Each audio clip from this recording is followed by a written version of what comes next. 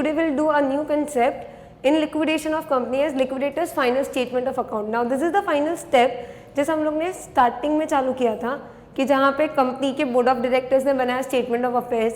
Then for contribution we also saw the list B contributaries. If list A contributaries cannot give their dues, and when all the winding up process is complete, when all the assets are realized and all the liabilities are paid off, then at last stage when it is all amount is paid off to even contributaries, that is your shareholders, if everything is paid up, and then when the winding up process is complete, liquidator prepares. Now this everything is done by the liquidator. So what he has done in this entire process, उसका एक summary बोल लो, that is this liquidator's final statement of account. अभी ये बनेगा कैसे? This would be like a account जहाँ पे left side पे अपना आ जाएगा receipts, एंड जहाँ जहाँ से आपको receipts आ रहे हैं वो, and for what ever payments he has made from that assets realized. अभी यहाँ पे आपको एक ध्यान रखना है, there is a prescribed format. this format मतलब सीक्वेंस जो है या जो लिस्ट है वो हिसाब से आपको लिखना है. सो वो एक आपको ध्यान रखना है कि कौन से सीक्वेंस में लिखना है. बाकी जहाँ से रिसीट्स आया वो रिसीट्स में आ जाएगा, एंड जहाँ जहाँ आपने पेमेंट किया वो पेमेंट्स में आ जाएगा. So coming on the receipt side, receipts में सबसे पहले क्या आ जाएगा? Whatever amount you have receive from your assets realise. अभी असेट्स में भी सबसे पहले क्या रियलाइज हो जाता है? Cash and bank balance. वो तो रियलाइज करने की जरूरत नहीं, that is the cash which is lying with you at the time of liquidation. तो ये तो आ गया. उसके बाद marketable securities, the securities which can be easily converted into cash, which can be easily realized into cash. Then all your current assets, then loans and advances and fixed assets, and then investment other than marketable securities. So generally अगर यहाँ पे भी आप वापस देखोगे, it is arranged in the sequence of liquidity, like cash and marketable securities and current assets first, and then all your loans and fixed assets and other investment other than marketable securities. ये हो गया amount realise from assets. उसके अलावा और भी assets होते हैं which are specifically placed, जिसके सामने कोई लायबिलिटी या लोन लिया हुआ है, तो उसका सिर्फ सरप्लस हम लोग यहाँ पे डालेंगे. मतलब आप कैसे करोगे? असेट्स रियलाइज ये कौन से असेट्स हो जाएंगे? On which there is some liability, मतलब this are placed the assets which have a fixed charge on that. तो वो असेट्स का realisable value less how much amount is paid to the secured creditors.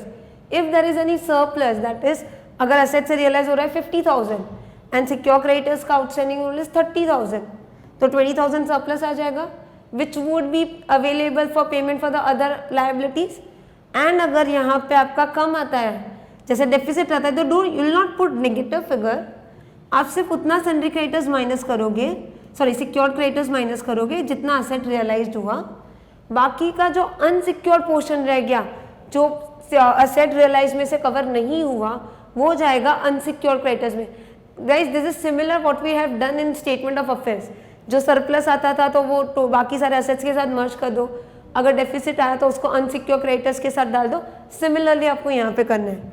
Then proceeds of call at the time of winding up, अगर समझ लो कि calls in arrears है, so if nothing specified in the question we always assume कि जिन लोगों का मतलब जो भी शेयर होल्डर का कॉल्स इन अरियर्स है उनका पूरा पैसा आ गया, unless they say that this amount is not received or unless otherwise any other situation is given. Otherwise nothing specified, we always assume कि जो भी calls in arrears है या जो भी unpaid amount है calls का वो पैसा आ गया, that is unpaid call at the commencement of the winding up, तो वो पैसा आ जाएगा. उसके अलावा amount received from the calls on contributories made in winding up, अगर पैसों की deficiency हो रही है and if your shares are partly paid, then you can make a call on your shareholders, you can receive the money and from that extra amount you can pay off your liabilities. वैसे यहाँ पे ऐसे भी हो जाता है कि समझ लो outsiders liability pay off हो गई, preference shareholders का pay off करना बाकी है and equity shares partly paid है, then you can make a call on equity shareholders, उनके पास से पैसे लेके आओ एंड प्रेफरेंस शेयर होल्डर्स को पैसा दे दो, because preference share holders have a preference over the equity. तो इक्विटी शेयर होल्डर्स अगर पार्टली पेड है तो you will make a call on equity, you receive the amount and then you make the payment to the preference share holders. Okay, so ये वो हो गया कि आपको अगर कॉल करने की जरूरत पड़ रही है तो आप कॉन्ट्रीब्यूटरीज हम लोग ने डिस्कस किया था, the members which contribute towards the amount और assets at the time of winding up, तो जो कॉन्ट्रीब्यूशन देते हैं वो कॉन्ट्रीब्यूटरीज. उनके पास से जो पैसा आ रहा है वो. So these all are the sources of receipts जहाँ जहाँ से आपको पैसा आ रहा है. Now coming with the payment. Payment सबसे पहले पेमेंट कहाँ पे जाएगा? तो सबसे पहला पेमेंट जाएगा legal charges. Guys now payments is arrange in a particular sequence. You have to follow the same sequence. Okay, ये हम लोग ने पहले भी डिस्कस किया हुआ है, बट जब भी आप लिख रहे हो तभी आपको यही सीक्वेंस फॉलो करना है. So first you have to pay all the legal charges related to winding up. Guys, if you don't pay legal charges, you cannot proceed for the winding up. मतलब that is the bare minimum amount you first have to pay. Second, you'll have to pay to the liquidator's remuneration. अभी कैसे हो जाएगा कि liquidator is a person who is handling all this winding up process. So you have to pay to the liquidator's remuneration. The liquidator is a third party. He is coming into your business. He is winding up in your business and everything. तो उसका remuneration जाएगा और it can be commission also. Now when we talk about liquidators remuneration, there can be an number of possibilities. Like sometimes they give us liquidators remuneration is 5000, तो directly amount आ गया 5000 लिख दो. कभी कभी वो लोग बोलते हैं लिक्विडेटर्स रेम्यूनरेशन शुड बी 3% और 5% ऑफ असेट्स रियलाइज्ड. दे से 3% और may be any percentage of assets realized. अभी assets realized में क्या क्या? So you realize मतलब you take all the amount which you have realized from assets except cash and bank. Guys, cash and bank balance is not realized. It is already cash balance. तो उसके लिए तो liquidator ने कोई मेहनत नहीं किया है कि वो रियलाइज करने का काम कर रहा है, तो उसमें कोई रियलाइजेशन नहीं होता. हाँ, उसके अलावा ये जो बाकी सारे आपके असेट्स हैं, फिक्स एसेट्स है, करंट एसेट्स है, मार्केटेबल सिक्योरिटीज है, वो प्लस ये जो सिक्योर्ड एसेट्स है वो भी आपको लेना है, बिकॉज वो भी तो लिक्विडेटर ने रियलाइज किया है. अनलेस एंड अदरवाइज स्पेसिफाइड, अगर कुछ नहीं बोला तो ये जो सिक्योर्ड एसेट्स है प्लस वो बाकी सारे जो एसेट्स है जिसपे कोई स्पेसिफिक चार्ज नहीं है, वो सबका टोटल करोगे एंड उस पर लिक्विडेटर को रेम्यूनरेशन मिलेगा. But always remember that you will not take cash and bank balance because वो रियलाइज नहीं हुआ है, वो ऑलरेडी रियलाइज मतलब वो ऑलरेडी कैश ही था, तो उसका अलग से तो कैश का कैश रियलाइज हुआ, ऐसा तो होता नहीं है, इसीलिए कैश उसमें नहीं लेने का. Sometimes they give you liquidators remuneration is some percentage, समझ लो assuming 1% of payment of unsecured creditors. क्या बोला? सम परसेंटेज लिक्विडेटर्स रेम्यूनरेशन और commission, some percentage of payment to unsecured creditors.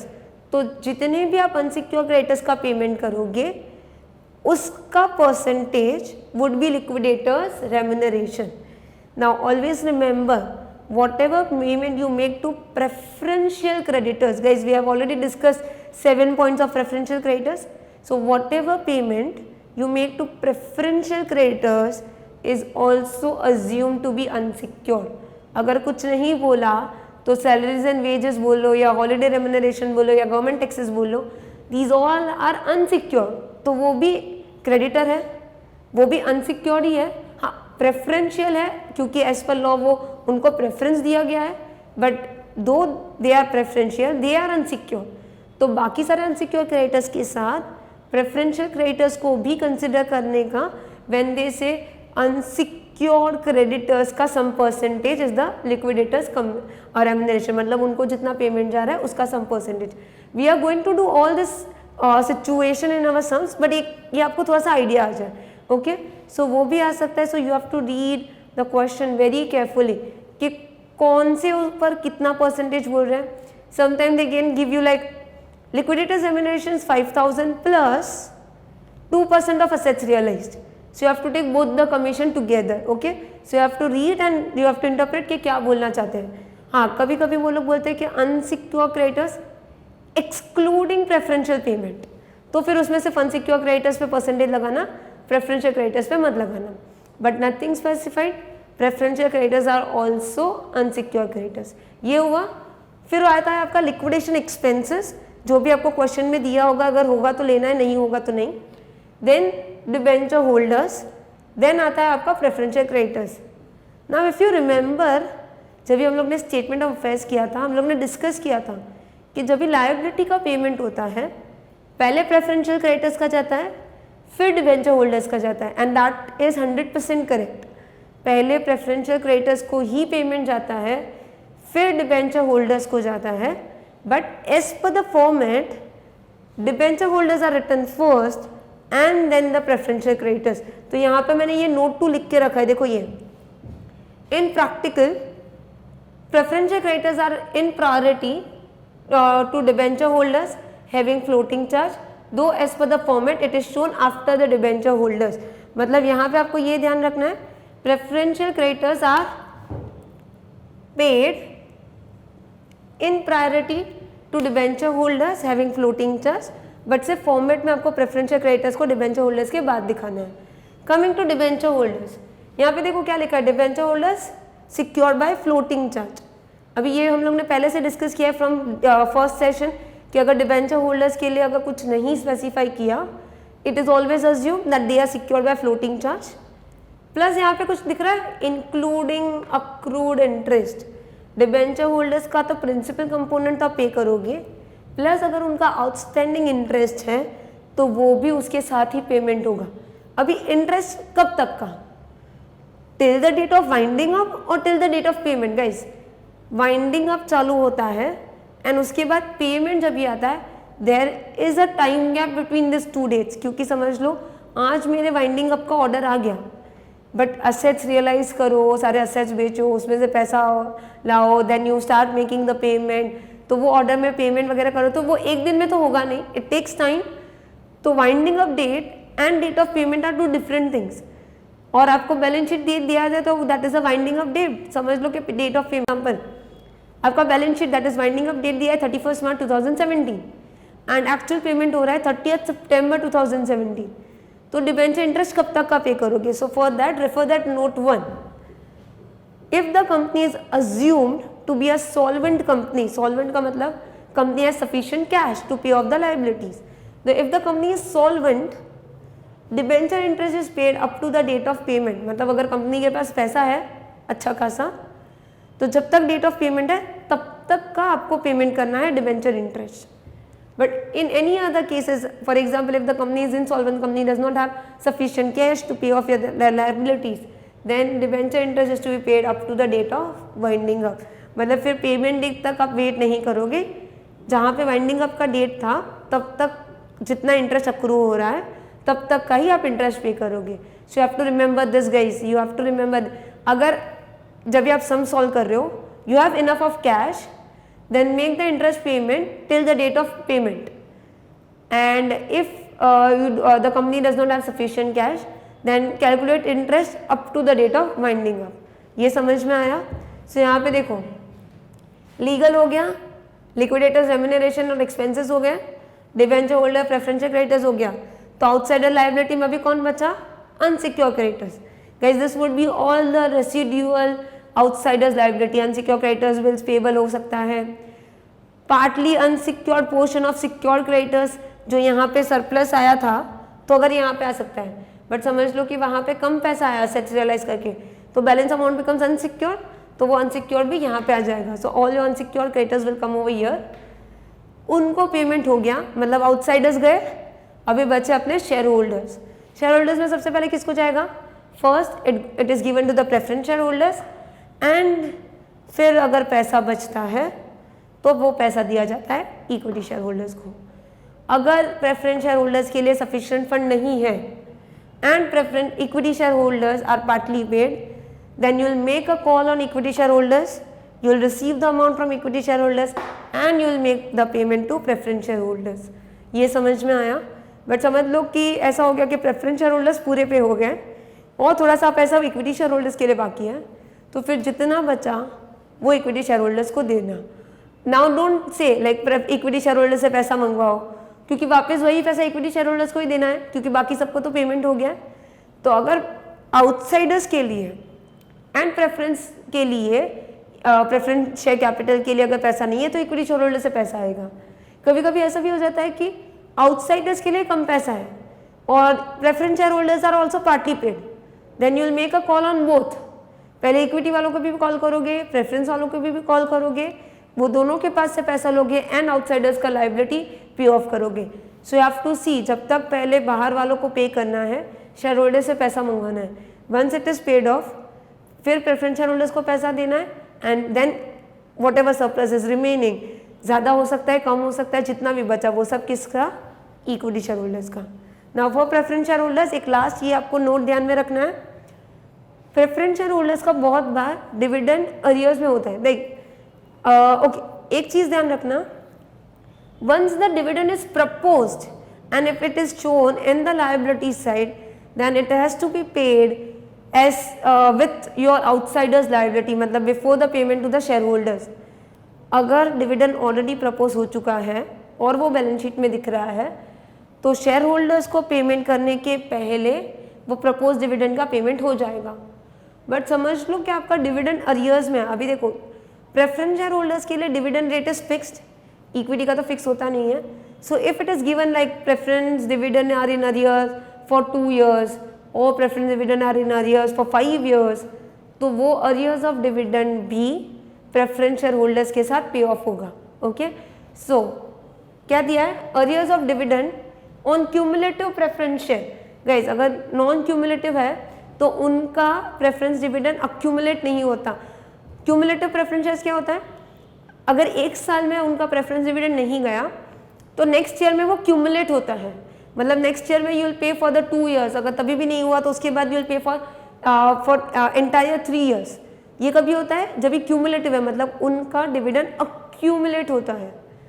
If it is non cumulative preference shares, तो अगर वो साल में डिविडेंड दिया तो ठीक है, डिविडेंड कभी दे सकते हो when you have sufficient profit.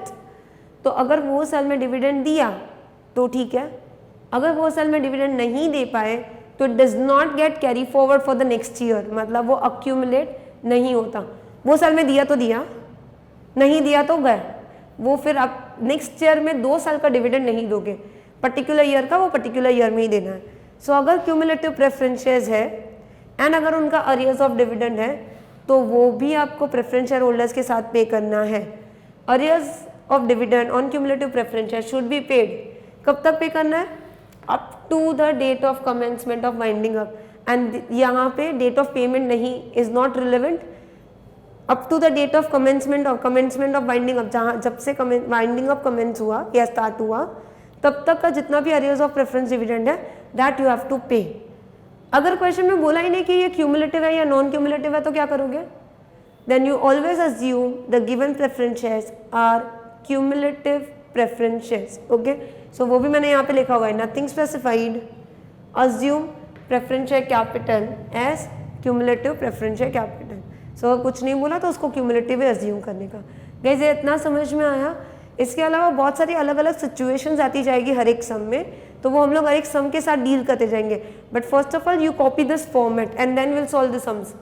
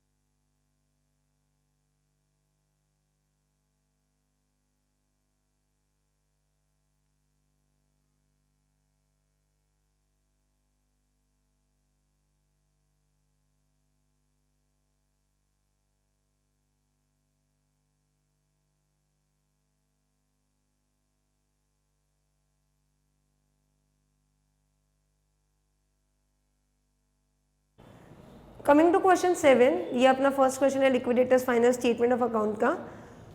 MN limited went into liquidation on 31 March 2017 when following balance sheet was prepared. Authorised capital 40,000 shares of 10 each, issued capital 25,000 shares of 10 each, unsecured creditors, partly secured creditors, preferential creditors and bank overdraft which is unsecured.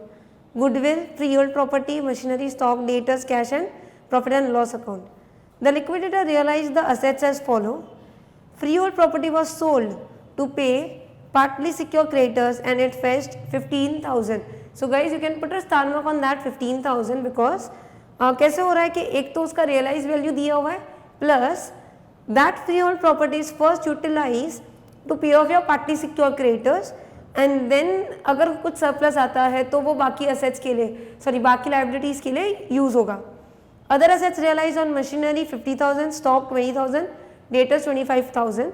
The expense of liquidation amounted to 1,000 and the liquidator's remuneration was agreed at 2.5% on amount realized and 2% on amount paid to unsecured creditors excluding preferential creditors. तो यहाँ पे क्योंकि बोला है कि it is excluding preferential creditors तो हम लोग सिर्फ बाकी हुए unsecured creditors पे ही ये 2% कमीशन देंगे.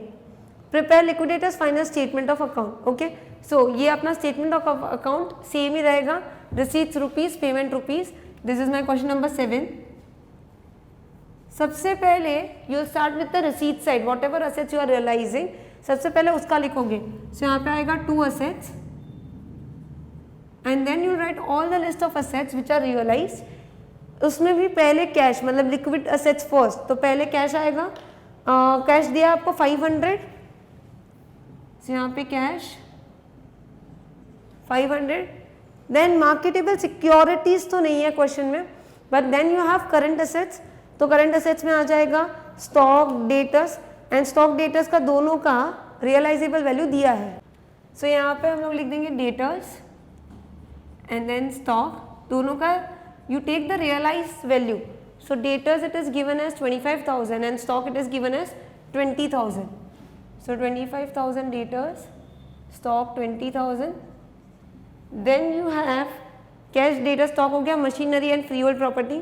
For goodwill there is no realise value, तो गुडविल हम लोग नहीं लेंगे बिकॉज उसका कोई रियलाइज वैल्यू नहीं दिया है.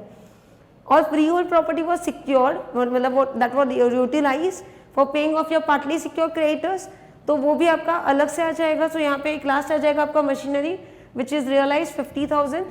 सो यहाँ पे आ जाएगा मशीनरी 50,000. ये हो गया असेट जिसके ऊपर कोई स्पेसिफिक चार्ज नहीं है. Then to surplus from securities, अगर कोई असेट्स जो जिसके ऊपर स्पेसिफिक चार्ज है उससे सरप्लस आता है तो यहाँ पे आ जाएगा, जिसमें एक था आपका plant and free hold property realised. So you can write as asset realised और you can now write the name free hold property realized and freehold property realized is rupees 15,000 less secured creditors. Now secured creditors कितना है देखो, it is 1,20,000 but is already given partly secured, क्योंकि देखो यहाँ पे भी वो पूरा सेटिस्फाई नहीं होने वाला है बिकॉज यू हैव टू पे 120 and we have realized only 15. So we'll make the payment of only 15,000. Balance would be considered as unsecured. तो 120 में से जो आपका पार्टली सिक्योर्ड है 15 is pay off from your security, बाकी का जो बचेगा वो अनसिक्योर्ड कंसिडर किया जाएगा. और यहाँ पे सरप्लस कुछ नहीं बच रहा है तो डैश. और आपका और तो कोई असेट नहीं है तो असेट्स का जितना भी था वो हो गया.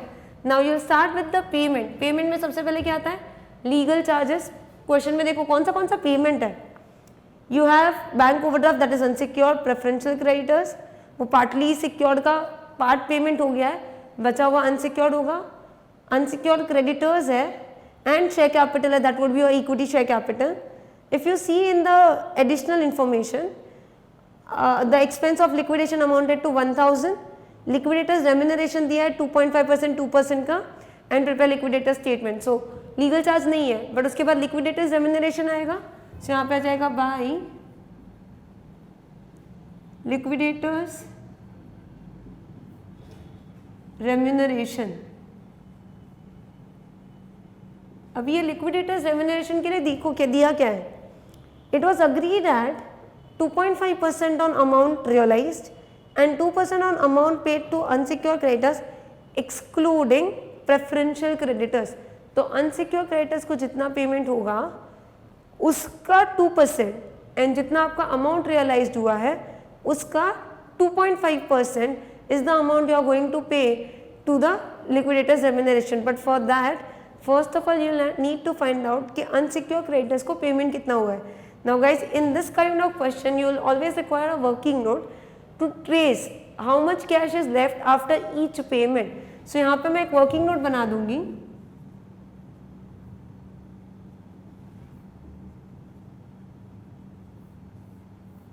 Working note 1,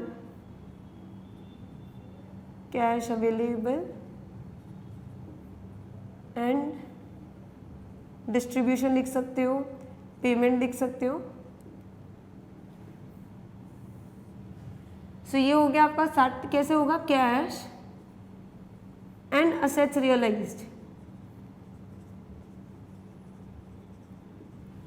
सबसे पहले आप स्टार्ट कर सकते हो cash and assets realised.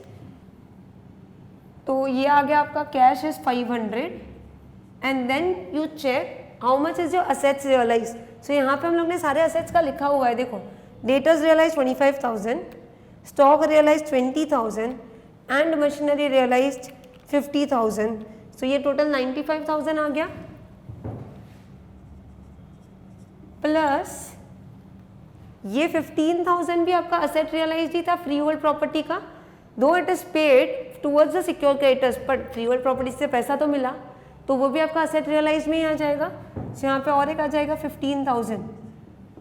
So total करो 15 प्लस ये 15,000 plus 500. So this comes to 11,0500 less. सबसे पहले तो आपने सिक्योर क्रेडिटर्स का पेमेंट करा तो less secure creditors.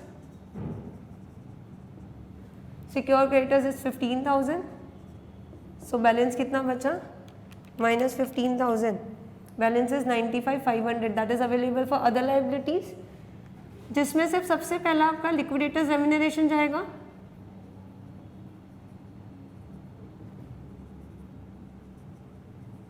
Now liquidators remuneration has the two conditions. That mean 2 points, that 2.5% on amount realized and 2% on payment to unsecured creditors. तो amount realise का तो 2.5% कर सकते हैं. Okay, how much is the assets realise और amount realise. क्या cash का लेंगे? नहीं, बिकॉज वो तो रियलाइज वो ऑलरेडी कैश ही है. तो रियलाइज आप लोगे दिस अमाउंट 95,000 प्लस 15,000. ये होगा आपका असेट्स रियलाइज और उसका लेंगे हम लोग 2.5%.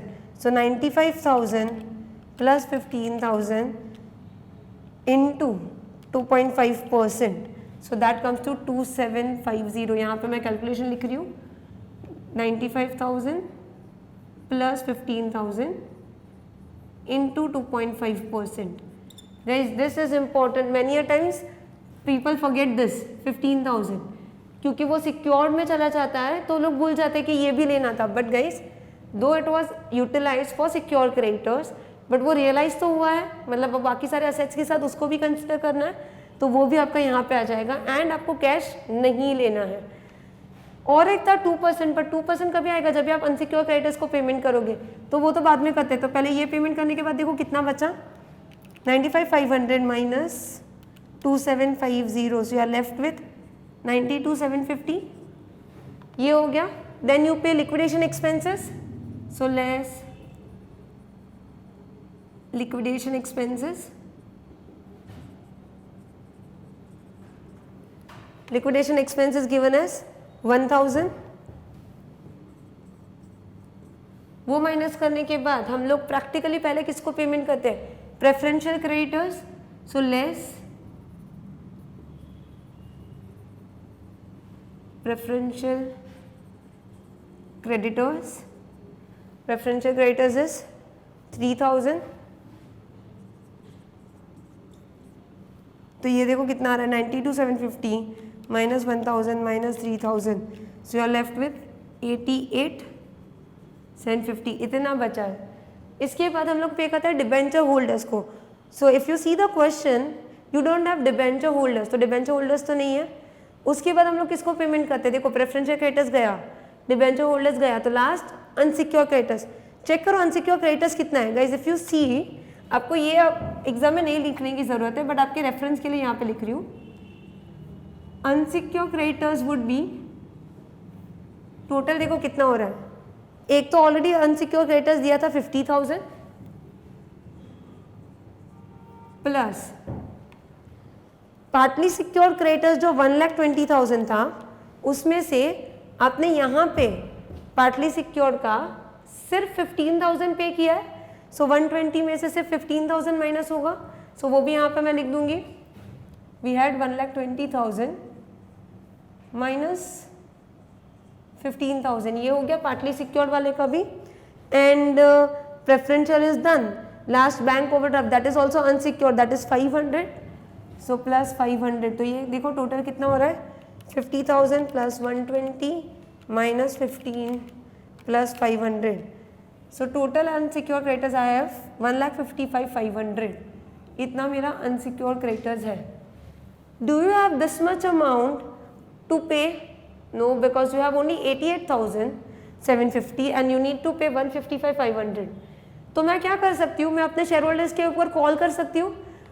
I can ask the amount from shareholders and then I can make the payment to the outsiders। तो देखो शेयर होल्डर्स कौन सा है, यहाँ पे एक ही अपना equity share holders, but the entire share is called up and paid up, so share capital is not partly paid, it is fully paid. यहाँ पे हम लोग शेयर होल्डर्स के ऊपर कॉल नहीं कर सकते, बिकॉज 10 रुपीज़ का शेयर है एंड क्योंकि कुछ दिया नहीं कि इट इज 8 पेड अप या 6 पेड अप या 5 paid up, so it is always assume कि पूरा 10 रुपीज़ पेड अप होगा।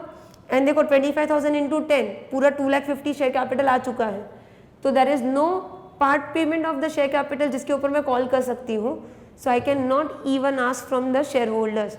तो अभी सिर्फ इतना जो बचा उसमें से अनसिक्योर क्रेडिटर्स को पेमेंट कर दोगे, खत्म, और एक्स्ट्रा उनको कुछ जाएगा नहीं। So unsecure creditors will also have to bear the deficiency. Share holders को तो कुछ नहीं मिलेगा क्योंकि बाहर वालों को पे करने के लिए भी पैसा नहीं है, बट यहाँ पे अनसिक्योर को भी डेफिशिएंसी बेयर करना पड़ेगा।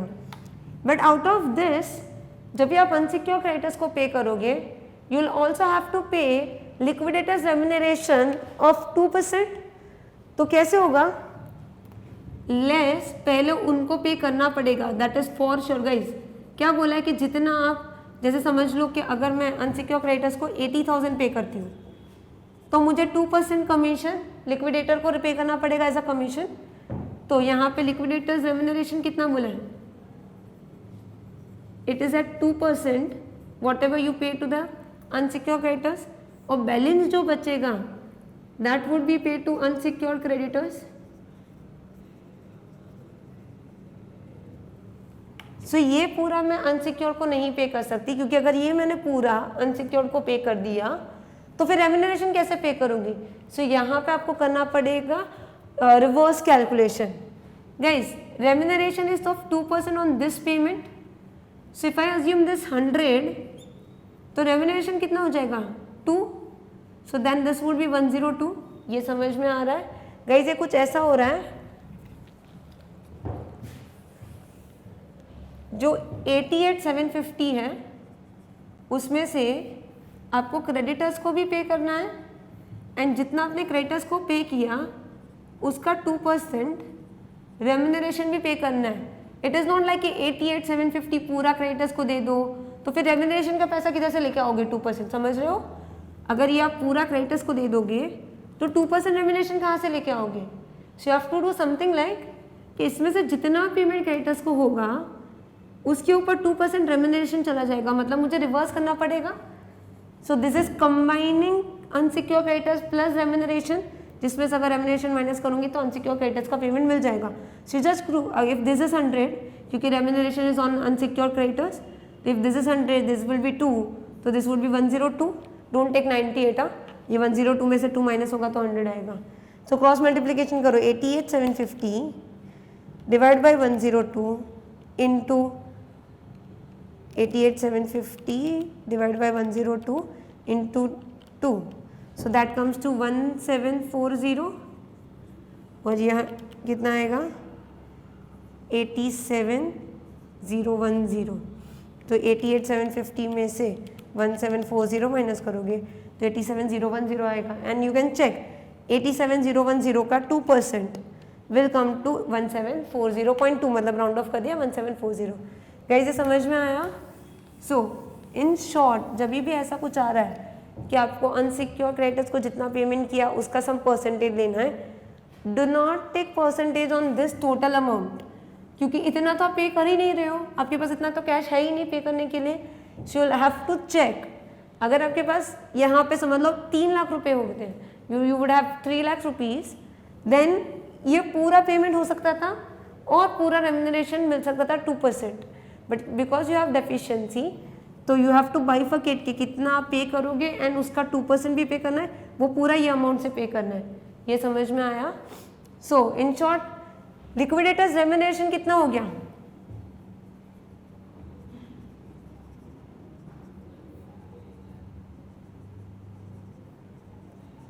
It would be this 2750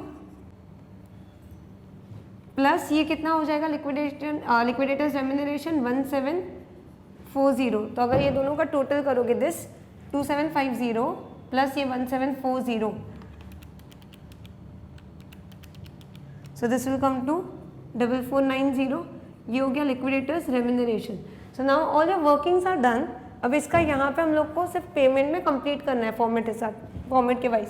so liquidators remuneration हम लोग ने ऑलरेडी वर्किंग नोट बनाया है, working note 2 that is 4490। Guys आप यहाँ पे भी वो टोटल करके दिखाते तो चलता था। लिक्विडेटर्स रेम्यूनरेशन के बाद लिक्विडेशन, अभी देखो कैसे हो रहा है, ये फॉर्मेट में आपने सारी चीज़ें लिखी है, कैश रियलाइज लिखा, सिक्योर क्रेडिटर्स का पेमेंट लिख दिया, फिर रेम्यूनरेशन लिखा, ये रेम्यूनरेशन भी उसके साथ आ जाएगा। Then all the sequence you have written, सिर्फ यहाँ से आपको कॉपी करना है।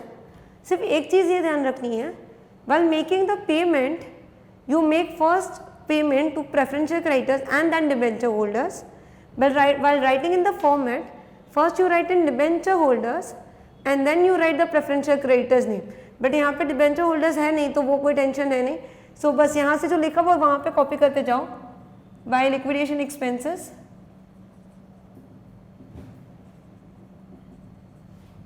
दैट इज 1000, उसके बाद बाय प्रेफरेंशियल, अगर फॉर्मेट होता तो डिबेंचर होल्डर्स आता बट वो नहीं है, इसलिए by preferential creditors, preferential creditors are paid 3000 and by unsecured creditors this remuneration we have already consider with the above remuneration, total ले लिया है, तो लास्ट में by unsecured creditors and the payment made is 87,010। So इसका total करो, receipts and payment आपका total same आना चाहिए। तो this is 500 plus 25,000 plus 50,000 plus 20,000, this comes to 95,500 minus 4490 minus 1000 minus 3000 minus 87,010। So this also comes to 95,500 और ये होगा आपका स्टेटमेंट कंप्लीट। सो यहाँ पे आप देखोगे कि there is no payment to the share holders because shareholders इतना सफिशिएंट कैश ही नहीं है कि शेयर होल्डर्स को पेमेंट हो सके। एंड अगर शेयर होल्डर्स का पार्टली पेड होता तो कुछ कॉल यहाँ पे भी आता, कॉल का पैसा, कॉल करके पैसा मंगवाते so that we could have paid more amount to unsecure creditors, but वो भी नहीं था तो वो भी पेमेंट नहीं हुआ। सो बस ये आपको रिसीट्स लिखना है in the format, in the sequence you have to write the payments. This working will be prepared almost all the time, जहाँ पे आपको कैश का एक्चुअली ट्रैक करना पड़ेगा। जैसे जैसे आप पेमेंट करोगे ऐसे मत करना एग्जाम में बस पेमेंट करते जा रहो without seeing whether you have sufficient cash और not. Okay, so cash negative तो नहीं जा सकता, यहाँ पे हम लोग डेफिशिएंसी जैसा नहीं दिखा सकते। रिसीट्स एंड पेमेंट अकाउंट है, it is like cash account, तो यहाँ पे आपको ट्रैक करना पड़ेगा कि कितना बच रहा है, according you will make the payment. Okay, अभी यहाँ पे एक एक्स्ट्रा ऐसा आ सकता है, समझ लो कुछ ऐसा दिया, गाइस ये क्वेश्चन में पूछा नहीं है बट समझ लो ऐसा दिया, find out the percentage of payment made to unsecured creditors to total unsecured creditors. अगर ऐसा कभी पूछा कि you find out the percentage of payment made to unsecure creditors to total unsecure creditors, मतलब कितना पेमेंट हम लोग ने अनसिक्योर्ड वाले को दिया 87,010, टोटल अनसिक्योर्ड कितना था वो हम लोग ने ऑलरेडी कैलकुलेट किया हुआ है, दैट इज 1,55,500 इंटू 100, परसेंटेज निकालना है तो इंटू 100। सो ये चेक करो कितना आ रहा है 87,010 divide by 155,500%। So this comes to 2 decimal तक ले लेते हैं तो 55.96%। So in all, towards your unsecured creditors, you have made only 55.96% of the payment. इतना ही हम लोग ने पेमेंट किया हुआ है। ये समझ में आया? ये पूछा नहीं है क्वेश्चन में, बट ये मैंने सिर्फ एक्स्ट्रा यहाँ पे लिख दिया है। ये समझा? एंड और एक चीज़ यहाँ पे ये आपको ध्यान रखना है कि जब भी आप असेट रियलाइजेशन का पेमेंट करते हो, असेट रियलाइजेशन पे कमीशन का पेमेंट करते हो, you do not include cash in that. Cash is never included unless and otherwise specified. Okay, so I'll just write a note about that. So आपके reference में रहेगा note, when liquidators remuneration is calculated on assets realized unless otherwise stated, do not include